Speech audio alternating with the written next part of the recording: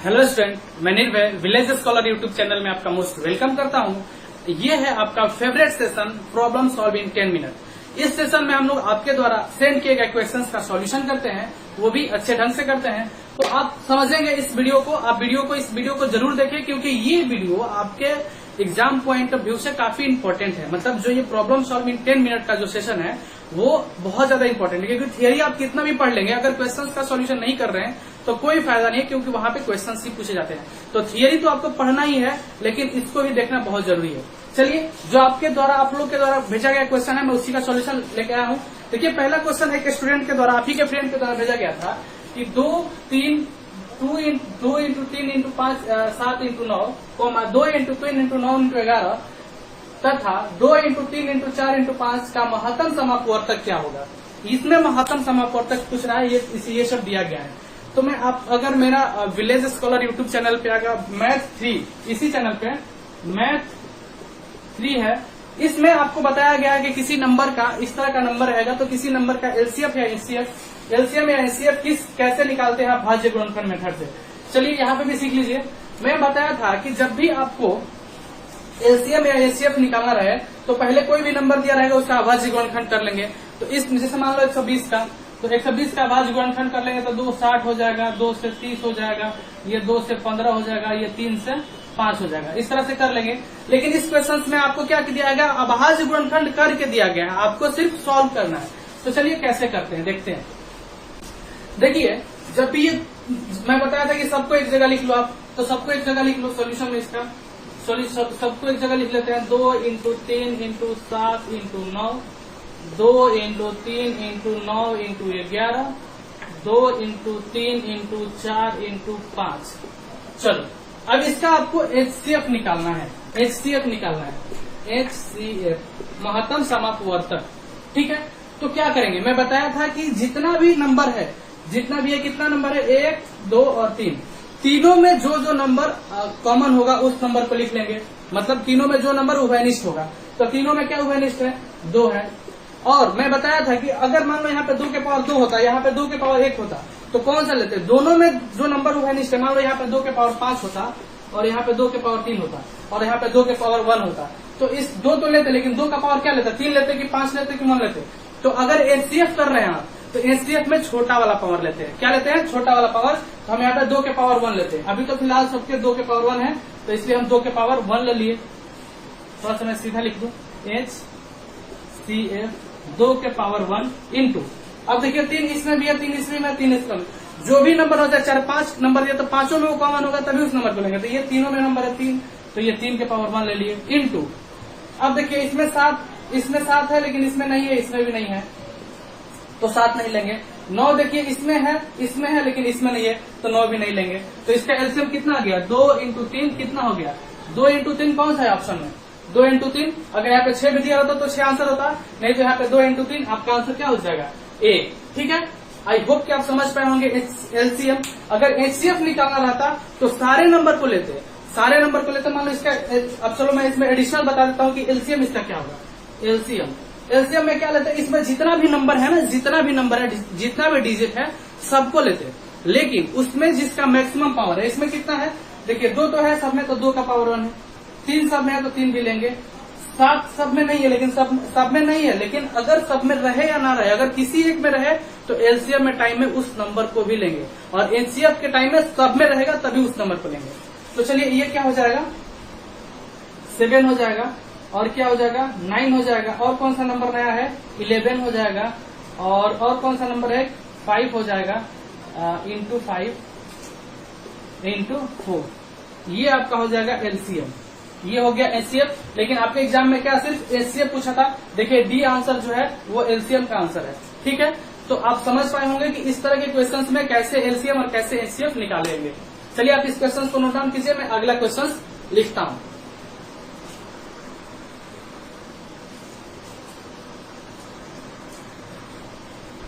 ये देखिए next question. इस क्वेश्चन में क्या पूछा गया है कि 3/4, 5/6 और 5/8 का एचसीएफ क्या होगा। ठीक है, इस तरह से भी क्वेश्चन देके आपसे एचसीएफ पूछ देता है। ये ऑप्शन दिया गया है जो आपको दिख रहा होगा। तो कैसे निकालते हैं? देखिए इस तरह के नंबर का जब एचसीएफ या एलसीएम निकालना रहे तो इसके लिए एक फॉर्मूला आता है। मैंने पहले तो लिख दूं, ये 3/4 5/6 5/8 इसका आपको एचसीएफ निकालना होता है। तो जब एचसीएफ निकालना होगा तो आप इसके लिए फॉर्मूला लिखेंगे अंशों का एचसीएफ बटा हरों का एलसीएम। ये एक फॉर्मूला हो गया। ये अगर एचसीएफ निकालना रहा तो, लेकिन अगर एलसीएम निकालना रहेगा, इंग्लिश वाले लिख लेंगे HCF of nominator divided by LCM of denominator. ठीक है, अंश मतलब नॉमिनेटर और इसको डिनोमिनेटर। ठीक है, अब आइए एलसीएम अगर आता तो अंशों का एलसीएम बटा हरों का एचसीएफ, ये फॉर्मूला होता है। ठीक है, अगर देखिए अब इस फॉर्मूला को याद कैसे करेंगे? देखिए कुछ नहीं, अगर एचसीएफ निकालना है तो ऊपर क्या रहेगा? एचसीएफ रहेगा, मतलब ऊपर वाले का अंश का नॉमिनेटर का एचसीएफ रहेगा डिवाइडेड बाई नीचे वाले का क्या रहेगा? एलसीएम रहेगा। अगर एलसीएम निकालना रहेगा तो ऊपर वाले का एलसीएम रहेगा और नीचे वाले का क्या होगा? एचसीएफ होगा। बस आपको याद हो जाएगा कि जो भी निकालना है वो ऊपर वाले का उसका निकालेंगे, और अगर एचसीएफ निकालना है तो ऊपर वाले का एचसीएफ निकालेंगे, नीचे वाले का एलसीएम निकालेंगे। अगर एलसीएम निकालना है तो ऊपर वाले का एलसीएम निकालेंगे और नीचे वाले का एचसीएफ निकालेंगे। अब इसी तरीके से देखते हुए इसको हम लोग करते हैं। तो अंशों का एचसीएफ मतलब 3, 5 और 5 का एचसीएफ निकालना है। तो कैसे निकालेंगे? 3 का, 5 का और 5 का एचसीएफ निकालना है। तो आप कैसे? दो तरीका जानते हैं। पहले आप इसको 3 को 5 से भाग दो, या आपको कैसे क्या करना? 3, 5, 1 का एचसीएफ कितना हो जाएगा मैं बता दूं। 3 को एक बार 5 से डिवाइड करो तो 3 से एक बार में 3, 2, इसको फिर 3 से करो एक बार में 2, और 2 से 1 बार में 2, तो ये 2, एक दहा में 2, तो ये क्या हो गया? ये एचसीएफ आ जाता है। इधर वाला क्या होता है? ये भाज्य वाला एचसीएफ होता है। ठीक है, अब 1 आ गया तो 1 और 5 का निकालेंगे तो 1 का 5 से 5 बार, मतलब ये तीनों का एचसीएफ। आई होप कि इतना समझ में सबको आता होगा। एलसीएम एचसीएफ बताने की जरूरत नहीं है। तो ये तीनों का एचसीएफ कितना आ जाएगा? 1। और तीनों का क्या लेना है? एलसीएम निकालना है, क्योंकि एचसीएफ निकालना है तो ऊपर वाले का एचसीएफ निकालना है और नीचे वाले का एलसीएम निकालना है। तो ये तीनों का एलसीएम कितना हो जाएगा? 4, 6 और 8 का एलसीएम। ये भी बताता हूँ, 4, 6, 8 का एलसीएम क्या होगा? मैं बताया था इसका शॉर्ट ट्रिक। अगर 3 नंबर का एलसीएम आपको निकालना है तो क्या करना है? ये सब में बड़ा कौन है? 8 है। सब में बड़ा कौन है? 8 है। अब बड़े वाले का टेबल पढ़ेंगे, 8 1 जा 8, 8 एकम 8। क्या देखेंगे? 8 में सबसे डिवाइड हो रहा है? नहीं हो रहा है। 8 दूनी 16, 8 दूनी 16, 8 16 में इससे और इससे तो डिवाइड हो जा रहा है, लेकिन 6 से नहीं हो रहा है। और 3 का 24, 24 में इससे भी डिवाइड हो जा रहा है, इससे भी डिवाइड हो जा रहा है और इससे भी डिवाइड हो रहा है। जब भी तीनों का डिवीजन हो जाए तो वो नंबर उसका एलसीएम हो जाएगा। तो इन तीनों का एलसीएम कितना होगा? 24। आप ऐसे भी मेथड से निकाल के देख सकते हैं। 4, 6, 8 का एलसीएम 2, 3, 4, ये कितना हो जाएगा? 2, 1, 3, 2, 3 2 6 3 12 3 24। तो ये हो जाएगा 1/24 आपका आंसर, और ये ए आंसर हो जाएगा। ठीक है, आई होप कि ये दोनों क्वेश्चन आप समझ पाए होंगे। आप इसको नोट डाउन कीजिए, मैं तब तक तीसरा क्वेश्चन बता रहा हूं। ये है आपका नेक्स्ट क्वेश्चन। ये भी आप ही लोग के द्वारा भेजा गया है। मैं आज जितना भी क्वेश्चन लिया हूं आप ही लोग के द्वारा भेजा गया सारा क्वेश्चन लिया हूं। ये देखिए, log 3 bracket 1 + 1/3 plus log 3 bracket 1 + 1/4 log 3 bracket 1 + 1/5, और ये क्या है? log 3 bracket 1/124। तो इसका मान आपसे पूछ रहा है। ऑप्शन में ये दिया गया -1 2 log 3 5, ये इस तरह से ऑप्शन दिया गया है। तो आप इसको कैसे सॉल्व करेंगे? देखिए, आप अगर आपको थोड़ा सा बातें ध्यान में होंगी तो आप ध्यान रखेंगे कि किस तरह से इस तरह के क्वेश्चंस को करते हैं। किस तरह से करते हैं इस तरह के क्वेश्चंस को? आप क्या जानते हैं? log a plus log b, अगर दोनों का बेस सेम हो, मान लो इसका भी बेस ये है, इसका भी बेस ये है, कुछ भी सेम हो, 10 हो 5 हो, तो आप लिख सकते हैं log a × b। इसी थ्योरम का यूज करके इस क्वेश्चन को हम लोग सॉल्व करेंगे। ठीक है, कैसे अब करेंगे? करूं मैं? ये थ्योरम यूज होगा और इसी थ्योरम से हम लोग करेंगे। आप इतना नोट डाउन कर लीजिए कैसे करेंगे। आप इसको क्या लिख सकते हैं? इसको यहाँ से सॉल्यूशन करना शुरू करते हैं। ये क्वेश्चन था, क्या लिख सकते हैं? log बेस 3, ये एलसीएम इसके नीचे 1 होगा, तो एलसीएम लेंगे तो 3 और 1 कितना हो जाएगा? 4/3 हो जाएगा ना। इसमें तो किसी को दिक्कत नहीं होगा, इतना तो सबको पता होगा। log 3 ये कितना हो जाएगा? 5/4 plus log 3 6/5 plus dot dot dot log, ये कितना हो जाएगा 25/24, ये हो गया। अब देखिए इतना हो गया। अब क्या करेंगे, ये सब प्लस में तो सब क्या हो जाएगा, मल्टीप्लाई में हो जाएगा। log a plus log b plus log c बराबर क्या होता है, log a into b into C. तो इसी तरह से सब एक के साथ क्या होगा, मल्टीप्लाई हो जाएगा। तो log बेस 3 तो है तो 3 ले लेंगे, अब सबको मल्टीप्लाई कर देंगे। तो 4/3 into 5/4 into 6/5 into dot dot dot 25/24। ठीक है, इस स्टेप पे आप लोग ध्यान दीजिएगा। ठीक है, ये इसको सबको गुना कर दिया। अब चलिए काटना शुरू करते हैं। तो देखिए 4 से 4 कट गया, 5 से 5 कट गया। अब देखिए यहाँ पे भी कोई नंबर आएगा तो यह क्या आ जाएगा, यहाँ नीचे 6 आएगा तो 6 से 6 कट जाएगा, यहाँ पे नीचे 6 आएगा 6 से 6 कट जाएगा। तो आप क्या देख रहे हैं कि ये वाला बच रहा है, 3 बच रहा है, ये नीचे वाला सब कटते जा रहा है। और लास्ट में जब इसको आप 24 को काटेंगे, यहाँ पे भी एक 24 होगा, 24 को 24 से काट देंगे तो क्या बचेगा, 25 बचेगा।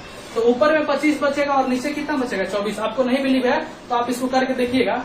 ठीक है, तो इस तरह से सीरीज चल रहा है। तो ऊपर कितना बच जाएगा, 25 बच जाएगा और नीचे कितना बच जाएगा, 3 बच जाएगा। तो क्या हो जाएगा इसका, log 3 और 25 ये बच जाएगा, log 3 25/3 ये बच जाएगा। ठीक है, इतना ठीक है। ठीक है, अब इसको सॉल्यूशन करते हैं इसका। अब इसको क्या लिख सकते हैं आप, अब इसको क्या लिख सकते हैं, इसको क्या लिख सकते हैं आप इसको लिख सकते हैं log a बाई b को क्या लिख सकते हैं, ऐसे यहाँ पे लिखा रहता है ना, log a बाई, यहाँ पे e रहता है, यहाँ पे b रहता है, तो क्या लिखते हैं log a by log b। अगर log a minus log b, अगर डिवाइड में रहता है तो घट जाता है और मल्टीप्लाई में रहता है, अगर भागा में रहता है तो घट जाता है और गुना में रहता है तो जुड़ जाता है। तो यहाँ पे भागा में है तो घट जाएगा। तो इसको क्या लिख सकते हैं आप, log 3 25 माइनस log 3 देखिए ये 3 रह गया, 25 इसके साथ आ गया। अब इसको क्या लिख सकते हैं आप, log 3 25 को 5 क्या लिख सकते हैं, माइनस 3 log 3, जो यहाँ पे रहता है वो यहाँ पे रहता है, दोनों अगर बेस और ये सेम रहता है तो उसका वैल्यू कितना होता है, 1 होता है। अगर आप मेरा log वाला वीडियो नहीं देखे हैं तो जाके देखिए, log वाला वीडियो आपके लिए बहुत इंपॉर्टेंट है। आपके एग्जाम में log से क्वेश्चंस पूछता है। तो आप अगर नहीं देखे हैं तो एमिंग आई यूट्यूब चैनल पे आप log का वीडियो डाला गया, आप जाके जरूर देखें। ठीक है, ये हो जाएगा। अब इसका क्या होता है, ये जो पावर होता है ये कितना होता है, मल्टीप्लाई में जाता है, तो कितना हो जाएगा 2 log 3 इंटू 5 माइनस 1। अब देखिए इसमें आंसर मिलाने गया तो कोई तो आंसर मिल नहीं रहा है। चलिए इसको थोड़ा सा आप सुधार कर लिख देंगे। तो ये माइनस है तो इसको ऐसे लिख सकते हैं, -1 प्लस, इसके आगे कुछ नहीं है तो प्लस है, -1 प्लस 2 log 3 इंटू 5, ये हो गया आपका आंसर। ठीक है, आई होप कि ये आप समझ पाए होंगे। आप सोल्यूशन अच्छा से लिख लीजिए। अगर किसी तरह का इसमें कहीं पे भी दिक्कत होगा तो आप कमेंट बॉक्स में कमेंट कर सकते हैं कि सर इस क्वेश्चन को फिर से समझा दीजिए। चलिए नोट डाउन कीजिए, मैं नेक्स्ट क्वेश्चन बताता हूं।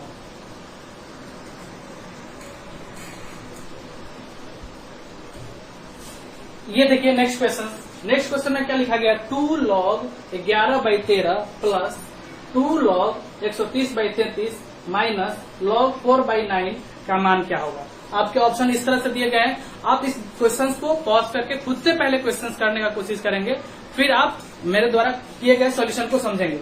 चलिए मैं समझाता हूँ। ये क्या हो जाएगा, देखिए ये दोनों क्या है, प्लस में है और ये क्या है, माइनस में। जब log a plus log b क्या होता है, log a इंटू b। दो चीजें प्लस में है तो उसको क्या करेंगे, मल्टीप्लाई कर लेंगे। पहले तो दोनों में 2 कॉमन है तो 2 बाहर ले लेंगे, बाहर ले लिए। ये कितना हो जाएगा, log 11/13 गुने 130/33। क्यों, क्योंकि क्या है, दोनों क्या है, दोनों log क्या है, दोनों log प्लस में है तो गुना हो जाएगा। ये कट जाएगा 110 बार में और ये कितना कटेगा, 3 बार में, कितना हो जाएगा, माइनस या क्या हो जाएगा, log 4/9। देखिए इसमें किसी का बेस नहीं दिया गया, log में बेस का वैल्यू नहीं दिया गया, तो आप 10 मान के चल सकते हैं या छोड़ के भी चल सकते हैं। तो ऑप्शन उसी तरह से दिया गया। देखिए यहाँ पे 2 log, ये कितना बच जाएगा, 10/3, ठीक है, माइनस log 4/9। आप इसको क्या कर सकते हैं, ये लॉग यहाँ पे तो ये पावर में आ जाता है, ठीक है। अगर मल्टीप्लाई में रहता है तो पावर में आ जाता है, तो इसको लिख सकते हैं लॉग 10 का स्क्वायर कितना हो जाएगा 100 बटा 3 का स्क्वायर कितना हो जाएगा 9 माइनस लॉग 4/9। अब देखिए ये घटाव में है, लॉग सब्सट्रैक्शन में है, तो क्या होता है डिवीजन में हो जाएगा। घटाव में रहता है लॉग ए माइनस लॉग बी बराबर क्या होता है लॉग ए बाई बी। यहाँ पे क्या लगाएंगे लॉग ए माइनस लॉग बी बराबर लॉग ए बटे बी। तो वैसे ही कर लेंगे यहाँ पे लॉग 100/9 बटा 4/9 ये हो जाएगा।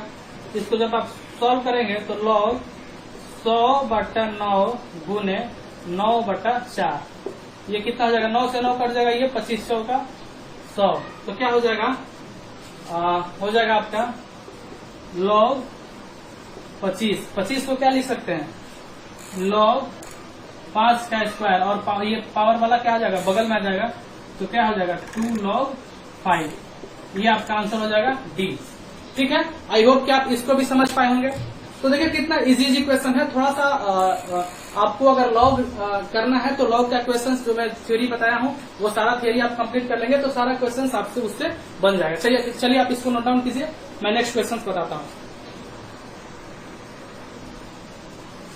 नेक्स्ट क्वेश्चन देखिए, नेक्स्ट क्वेश्चन में क्या रहा है कि दो वस्तु का गुरुत्वाकर्षण बल निर्भर करता है, निम्नलिखित में से किस पर निर्भर नहीं करता है, किस पर निर्भर नहीं करता है। इंग्लिश वाले बच्चे लिख लेंगे कि gravitational force between two object does not depend on.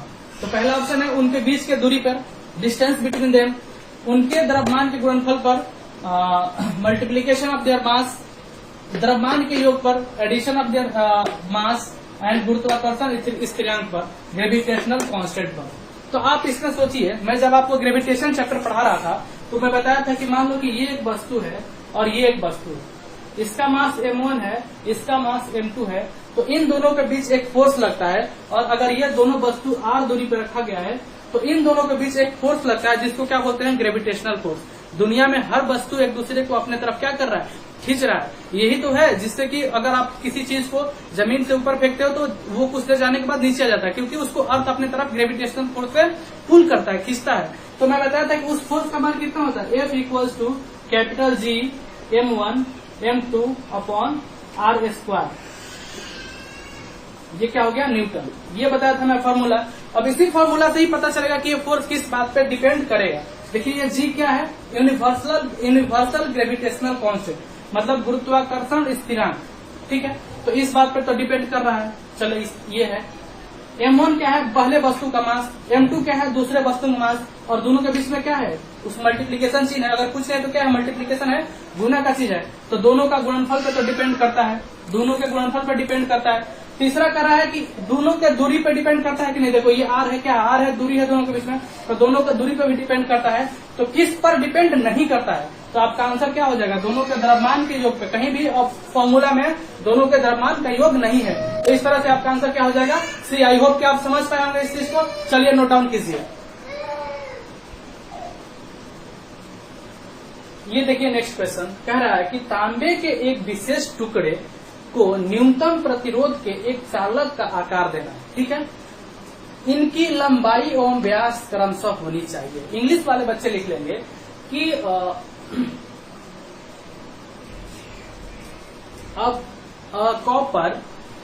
Copper piece should have minimum resistance.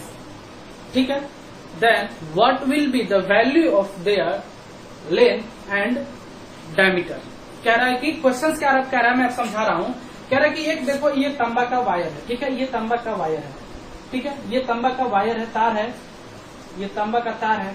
ठीक है, इसको कह रहा है कि आप इस तरह से बनाओ कि इसका रेसिस्टेंट जो है, प्रतिरोध जो है, प्रतिरोध या रेसिस्टेंस जो हो वो न्यूनतम हो, न्यूनतम हो। आपको एक तांबा दे दिया गया, एक तांबा का बहुत बड़ा सा पीस दे दिया गया, आपको बोल दिया गया आप इस कैसे भी काट छाट के जैसे भी बनाना हो जैसे भी बनाओ, लेकिन एक वायर इस तरह से बनाओ कि उसका प्रतिरोध क्या हो, न्यूनतम हो, कम से कम हो। तो आपको कैसे इस बात का पता चलेगा, कैसे पता चलेगा? तो आपको प्रतिरोध का फॉर्मूला याद होना चाहिए, रेसिस्टेंस का फॉर्मूला याद होना चाहिए। तो आप क्या देखते हैं, R बराबर क्या होता है, रो एल बाई ए। ठीक है, एल क्या है, उस प्रतिरोध की लंबाई है, मतलब लेंथ है, और एक ये क्या है, उसका एरिया है। ठीक है, और देखें आप वायर कैसा सिलिंड्रिकल फॉर्म में रहता है, तो उसका एरिया का क्या होता है, पाई आर स्क्वायर। तो एरिया की जगह पे मैं लिख दूं पाई आर स्क्वायर। ठीक है, अब आपको देखना होगा कि क्या करेंगे। अब देखिए मैं आपको समझा रहा हूँ, बहुत ध्यान से समझिएगा कि ये आपको न्यूनतम करना है, इसका वैल्यू जितना कम से कम हो सके, आर का वैल्यू। तो ये आर किस किस बात पर डिपेंड कर रहा है, लंबाई पे डिपेंड कर रहा है, और ये किस पे डिपेंड कर रहा है, रेडियस है, मतलब त्रिज्या। यहाँ पे व्यास के बारे में पूछ रहा है, रेडियस कहो या व्यास कहो, दोनों का चेंज होने का तरीका एक ही होता है। तो यहाँ पे आप त्रिज्या ही समझिए ना सिर्फ, या अगर आप इसको व्यास के फॉर्म में लिखना चाहते हो तो आप क्या लिख लेंगे, आपको आर बराबर क्या होता है, डी बाई टू। तो डी बराबर क्या हो जाएगा, 2r। तो मतलब इसको क्या लिख सकते हैं, 2r का स्क्वायर कितना हो जाएगा, ओहो, r बराबर d बाई 2 होता है। तो d बराबर क्या हो जाएगा, 2r। तो r की जगह पे d लिखना है, तो d बाई 2 हो जाएगा। तो क्या हो जाएगा, d बाई 2 का स्क्वायर कितना हो जाएगा, d स्क्वायर बाई 4। तो आप इसको लिख सकते हैं d स्क्वायर, और नीचे 4 होगा तो ऊपर चल जाएगा 4। तो देखिए इतना वैल्यू तो फिक्स हो गया, 4 रो और पाई, ये तो फिक्स हो गया। आपका तार का प्रतिरोध किस किस बात पे डिपेंड कर रहा है, लंबाई पे डिपेंड कर रहा है और डायमीटर पे डिपेंड कर रहा है। अब देखो R बराबर ये लिखा है directly proportional to L by D square. तो अब इसका मतलब क्या होगा, आप लंबाई बढ़ाओगे तो प्रतिरोध बढ़ेगा, लंबाई बढ़ाओगे तो प्रतिरोध बढ़ेगा, लेकिन आपको प्रतिरोध बढ़ाना नहीं है, प्रतिरोध जितना कम हो सके। तो आप लंबाई जितना संभव हो सके उतना कम रखोगे। तो अब इसमें चारों में देखो लंबाई सबसे कम कौन सा है, ये L है, ये 2L है, ये L बाई 2 है, ये 2L है। तो ऑब्वियस सी बात है ये L बाई 2 क्या है, सबसे न्यूनतम लंबाई है। अब चलो ये डायमीटर, डायमीटर डिवीजन में है, इनवर्सली प्रोपोर्शनल है। अगर डायमीटर बढ़ाओगे तो रेसिस्टेंस घटेगा, क्योंकि इनवर्सली प्रोपोर्शनल में व्युत्क्रमानुपाती समानुपाती में है। और अगर डायमीटर घटाओगे, व्यास घटाओगे, तो प्रतिरोध बढ़ेगा। तो आपको प्रतिरोध कम करना है, जितना कम हो सके उतना कम रखना है। तो आप क्या करोगे, आप जानते हो कि इसको बढ़ाएंगे तो प्रतिरोध घटेगा, इसको मतलब इसको बढ़ाने में ही फायदा है। तो डी सबसे बड़ा किसमें है, डी देखिए, ये डी कितना, ये डी है, ये डी है, ये 2d है और डी बाई 2 है। तो सबसे बड़ा क्या है, ये है। ये ऑप्शन अगर आप रखेंगे, अगर लंबाई सबसे छोटा और डायमीटर सबसे बड़ा रखेंगे तो प्रतिरोध सबसे कम आएगा। अगर आपको ऐसा नहीं लग रहा है कि ऐसा नहीं होगा, तो मैं आपको एक आप सारा ऑप्शन रख के इस फॉर्मूले पे चेक कर सकते हैं, ऐसा होगा। तो लंबाई सबसे छोटा लेंगे और डायमीटर सबसे बड़ा लेंगे। जिस ऑप्शन में भी ऐसा होगा वही अपना आंसर हो जाएगा, क्योंकि अगर लंबाई बढ़ाएंगे तो प्रतिरोध लंबाई बढ़ाएंगे तो प्रतिरोध घटेगा, लेकिन हम लंबाई सबसे छोटा लेंगे तभी तो सबसे कम प्रतिरोध मिलेगा। तो लंबाई सबसे छोटा लेंगे और डायमीटर बढ़ाएंगे तो प्रतिरोध घटेगा, तो डायमीटर सबसे बड़ा लेंगे। आई होप कि आप समझ पाए होंगे इस क्वेश्चन को, और आपका आंसर सी हो जाएगा। ठीक है, ये टेक्निकल क्वेश्चन था, इसमें कैलकुलेट करने के लिए कुछ भी नहीं है। ठीक है, आप इसको नोट डाउन कीजिए, मैं नेक्स्ट क्वेश्चन बताता हूँ। देखिए ये नेक्स्ट क्वेश्चन है, और आपके द्वारा बहुत सारा क्वेश्चन भेज दिया गया। मैं 2-3 दिन थोड़ा सा कुछ काम में बिजी था, जिसकी वजह से आपका वीडियो ये प्रॉब्लम वाला नहीं बना पा रहा था, जिसकी वजह से क्वेश्चन बहुत ज्यादा मेरे पास पेंडिंग में हो गया है। तो मैं ये क्वेश्चन कर दे रहा हूँ, और इसके बाद जो बच्चे क्वेश्चन भेजे हैं उनका मैं नेक्स्ट वीडियो में करके मैं धीरे धीरे सबके क्वेश्चन का जवाब दे दूंगा। अगर जिनका क्वेश्चन का जवाब आज नहीं मिल पाएगा उनको नेक्स्ट वीडियो में मिल पाएगा। आप उदास नहीं होइएगा, आप क्वेश्चंस को सॉल्व करते रहिए और क्वेश्चंस यहाँ पे भेजते रहिए। आप टेंशन ना लीजिए, क्वेश्चन को सॉल्व कराना मेरा काम है। मैं क्वेश्चन सारा का सारा डिस्कस कर दूंगा। आपको कोई भी प्रॉब्लम हो रहा है क्वेश्चन में तो आप यहाँ पे सेंड कर दिया कीजिए। चलिए देखिए इस क्वेश्चन को सोल्यूशन करते हैं, और ये लास्ट क्वेश्चन होगा। ये देखिए क्या दिया गया है, a 64x³ minus y³ by 27 किसके बराबर है। इस तरह से आपका ऑप्शन दिया गया है। जब आप क्लास 10 में पढ़े होंगे तो आपका एक चैप्टर होता है, वो उसमें ये बताया गया था। तो ये किस फॉर्मूला पर टूटेगा, देखिए AQ माइनस BQ देख रहा है, AQ माइनस BQ का जिसको फॉर्मूला याद होगा वो इस क्वेश्चन को कर पाएंगे। AQ माइनस BQ का फॉर्मूला क्या होता है, AQ माइनस BQ का फॉर्मूला होता है, क्या होता है, equals to A minus B into A square minus AB plus B square. ये होता है फॉर्मूला। A माइनस B का होल Q का फॉर्मूला यही होता है। आई होप कि यही होता है, हाँ यही होता है। ठीक है, आप देख लीजिए यहाँ पे कहीं प्लस तो नहीं होता है ना, नहीं यही होता है फॉर्मूला, मेरे को जहां तक याद आ रहा है। अगर आप प्लस होगा तो आप थोड़ा सा सुधार लेंगे, नहीं यही होता है, ठीक है। तो ये होता है फॉर्मूला। अब इसको कैसे करेंगे, तो यहाँ पे ए क्या है, बी क्या है। देखिए आप 64 को क्या लिख सकते हैं, 64 को ये मैं मिटा दूं, 64 को क्या लिख सकते हैं, 4x का होल क्यूब लिख सकते हैं, 4 चौका 100 चौका 64 आ जाएगा ना इसको इतना लिखने के बाद, माइनस y/3 का होल क्यूब लिख सकते हैं। चलिए तो यहाँ पे आपको एक ये ए डिसाइड हो गया, बी ये डिसाइड हो गया। तो ए माइनस बी कौन सा है, देखिए अब ये आपको क्या चाहिए, ए माइनस बी, ए माइनस बी मतलब कितना होगा 4x माइनस y/3 इंटू ए स्क्वायर मतलब कि कितना हो जाएगा 4x का स्क्वायर कितना हो जाएगा 16x स्क्वायर माइनस ए इंटू बी, ये क्या हो जाएगा